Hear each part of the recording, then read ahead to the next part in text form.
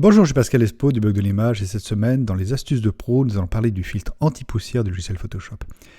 Bien entendu, ici, ce qui va nous intéresser, ce n'est pas la fonction première du filtre, donc la fonction d'anti-poussière, mais un usage plus inattendu sur la capacité du filtre à lisser ou plutôt à mixer les valeurs colorimétriques de chaque pixel. Cela va nous permettre d'améliorer par exemple le rendu de la peau d'un modèle en faisant disparaître les petites imperfections ou en réduisant tout simplement l'action du temps sur le visage d'une personne. Pour commencer, je vais déjà vous faire voir la fonction première du filtre au cas où vous ne connaîtriez pas ce filtre. Donc je vais prendre une image de verre ou de plexi, là c'est une bouteille, parfait, hop, je la mets à 100%. Et je vais aller sélectionner une zone.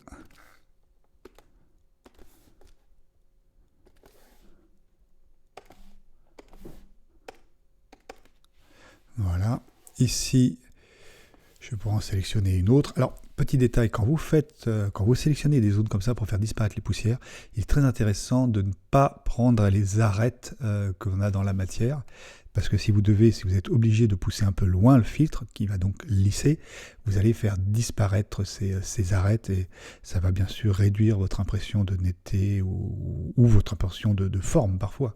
Donc c'est vraiment intéressant de faire des zones.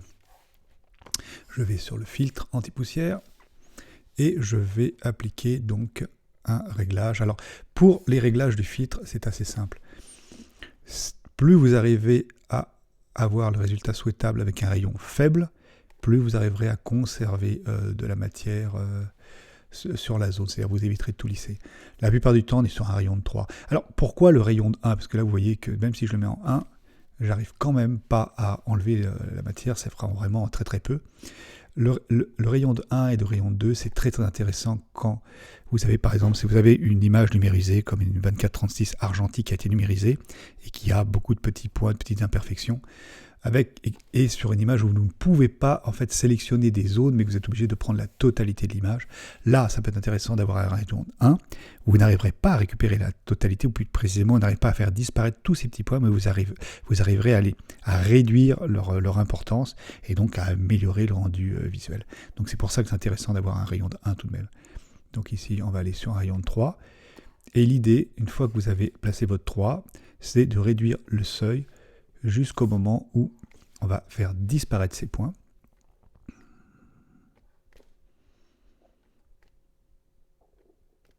Là, ça commence à être pas mal. Voilà, ça, on réduit et on conserve tout de même une matière, une texture qui est proche de la zone qui n'a pas été touchée. Vous voyez, on peut faire ça pour se rendre compte. Ici, vous voyez, par exemple, vous vous rendez compte qu'on n'est pas en train de flouter, c'est très proche. Donc là, c'est un bon réglage. Parfois, on est tenté de descendre encore le seuil pour essayer d'enlever des points un peu plus marqués. Bon, je vous le déconseille, parce que en effet, vous risquez, bon là, c'est tellement marqué que ça ne va pas disparaître, mais celui-ci, par exemple, pourrait peut-être disparaître. Oui, encore. Donc parfois, en fait, on est tenté de réduire ce seuil pour les faire disparaître et on perd la texture générale. C'est beaucoup plus intéressant de retirer donc toutes les petites pétouilles générale et de laisser les quelques pétoules les plus importantes que l'on va traiter tout simplement avec un coup de tampon. Voilà. Donc là, ici, vous voyez, je vous mets avant, après, si je réduis. Voilà, vous voyez, c'est très très intéressant, anti-poussière. Donc là, par contre, on est sur l'outil normal d'anti-poussière de Photoshop. Maintenant, on va aller vraiment sur le thème de cette vidéo, de cette astuce. On va aller travailler sur un portrait. Ici, on va faire un développement plutôt très net, un visage qui n'a pas été maquillé, et des traits qui sont déjà un peu marqués, des petites imperfections partout. Avec bien sûr des points chauds, puisque sans matifier, l'éclairage est venu aussi marquer un peu plus certaines zones. Bon. Donc pour commencer, ce qu'on pourrait faire, c'est déjà de retirer les points les plus importants, juste pour se simplifier la vie, pour avoir besoin de moins pousser notre lissage. Donc on va en enlever quelques-uns, bon, on ne va pas faire un travail nickel, c'est pas vraiment le but du tuto. D'ailleurs là, je suis en train de faire des points pour rien. ici, on va donc commencer par sélectionner notre zone. Donc là, j'y vais moi un petit peu vite, et évidemment que si vous le faites sur un portrait, n'allez peut-être pas aussi vite que moi, en tout cas, soyez précautionneux sur votre sélection.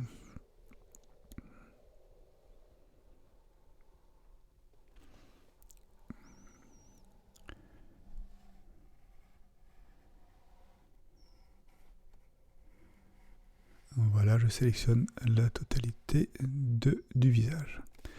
Et une fois que vous avez fait ça, vous allez soustraire à cette sélection les zones que vous ne voulez pas toucher. Donc j'appuie sur le petit Alt pour voir apparaître le petit moins. Et je sélectionne bien entendu les yeux.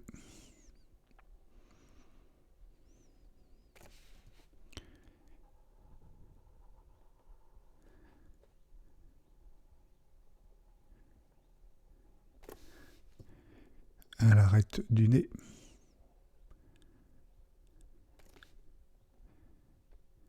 Là, je vois que j'ai un petit trait, là j'aurais dû aussi le retirer. Il sera présent, mais bon, encore une fois, le but n'est pas de vous faire voir une retouche parfaite, mais de bien vous faire voir l'outil, la manière dont on peut l'utiliser pour améliorer le rendu d'un visage. Je vais aller chercher aussi à la bouche.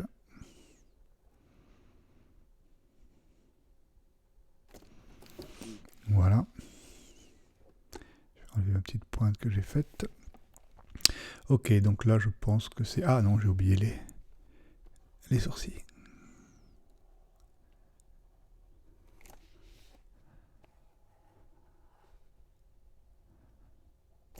Voilà. Alors une fois que j'ai fait ça, je vais faire un copier-coller.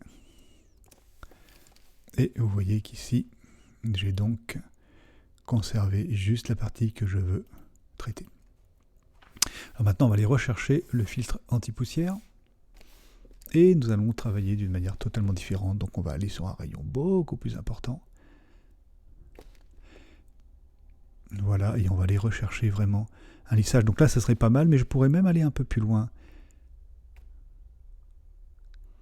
Un petit peu moins. C'est pas mal ça, c'est assez propre. Ok, alors vous allez me dire, mais ça ressemble à rien pour le moment. Oui, c'est vrai. En fait, ce qu'on va faire, c'est qu'on va commencer par rajouter un peu de bruit. On regarde une zone qui n'a pas été lissée pour se rendre compte du bruit. Donc ici, on fait ajout de bruit. Alors ici, un petit détail, vous avez bien sûr la possibilité d'essayer de rajouter du bruit pour que ça corresponde, mais vous allez vraiment vous embêter. En plus, c'est pas la bonne manière de travailler pour moi. La bonne manière, c'est essayer au début, non pas de regarder l'importance du bruit qui est posé sur cette zone, mais plutôt la forme qu'a ce bruit. Cette impression de grosseur, entre guillemets, puisque les pixels ne bougent pas, mais ça vous donne quand même une impression de texture. Donc là, par exemple, pour moi, j'irai même encore un peu plus loin. Comme ça, par exemple. Uniforme, ouais, ou gaussien, pour que ça soit un peu moins uniforme, justement. Monochromatique, ouais, plutôt. Je vais m'en mettre à 100%, voilà.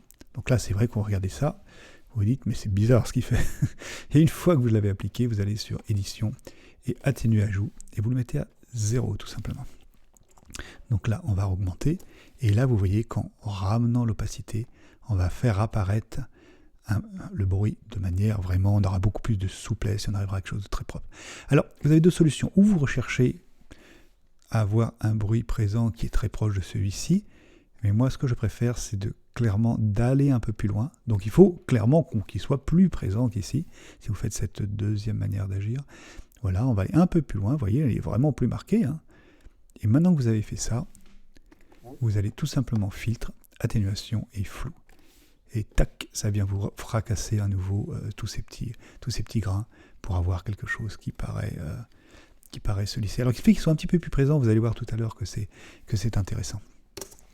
Donc, maintenant qu'on a fait ça, maintenant, on va aller tout simplement sur l'affichage des calques, et sur ce calque, on va réduire l'opacité, de manière à mixer les deux parties, enfin les deux couches. Donc, la couche...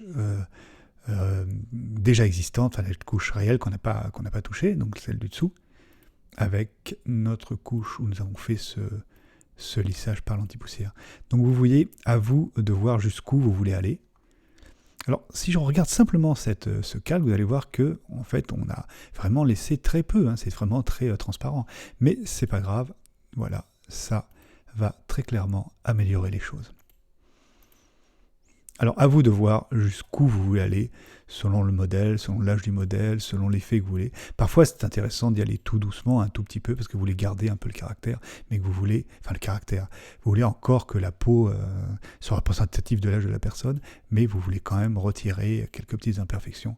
Bon, là, j'irai un petit peu plus loin, moi, quand même. J'irai un petit peu par là, voilà, c'est pas mal comme ça. Alors, attention, selon la taille de l'utilisation finale, ça peut aussi modifier votre réglage d'opacité.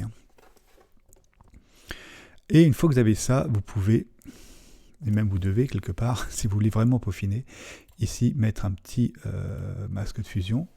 Vous prenez votre pinceau noir, une opacité à 10%, vous voyez tout doucement, et là, vous voyez, on va pouvoir faire remarquer, je vais grossir un peu plus. Là, je suis... Ouais, si, pourquoi pas. Et là, vous voyez, vous pouvez venir remarquer des traits. En fait, vous venez repercer tout doucement votre calque pour remarquer des traits, par exemple. On va se mettre à 100% plutôt, pour mieux voir. Si, par exemple, ici, je veux marquer un peu plus les rides, vous voyez, je vais les faire apparaître tout doucement en griffant. Voilà. Donc, vous pouvez récupérer. C'est aussi le bon moyen pour récupérer, ou plutôt pour casser l'impression de couches qu'on a ramenées. Si vous avez comme un effet d'arête. Donc je vais mettre un peu plus fort à nouveau.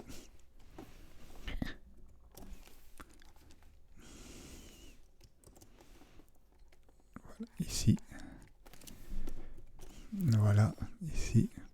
On peut, si vous avez une zone où vous avez l'impression qu'on voit le découpage, voilà, il suffit de passer un petit coup de manière tout simplement à repercer cette couche pour refaire apparaître.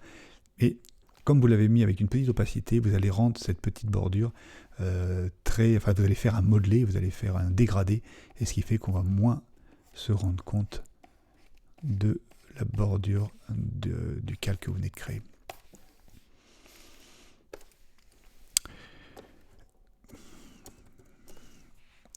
Voilà.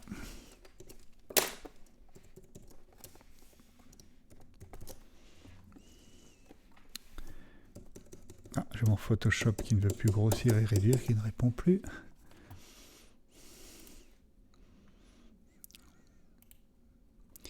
Voilà. Donc, voilà. Voilà la petite astuce, comme vous voyez. C'est probant, c'est très simple à faire. On est loin d'une grosse retouche de matière, de texture, mais simplement avec cette petite antipoussière, vous pouvez grandement améliorer les choses de manière très très simple, et moi je trouve que ça marche quand même vraiment très très bien, quoi. Je vous donne rendez-vous la semaine prochaine pour une nouvelle astuce.